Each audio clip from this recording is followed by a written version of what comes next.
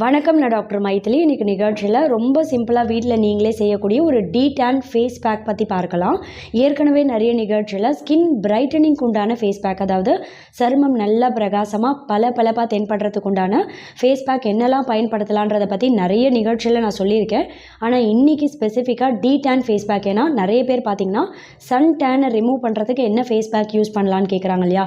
சுலபமாக இதை பயன்படுத்தினீங்க, ஒரு 5-6 நாட்கள் பயன்படுத்தினீங்க அப்படின்னாலே சீக்கிரமே டேன்லேருந்து வெளிவர முடியும். வெயிலில் நல்லா அலைஞ்சி தெரிஞ்சு நெத்தி பகுதியில் கழுத்துலலாம் கருமை நிறம் அதிகமாக இருக்குது அப்படின்றவங்க 1 டீஸ்பூன் அளவு கெட்டி தயிர் எடுத்துக்கோங்க.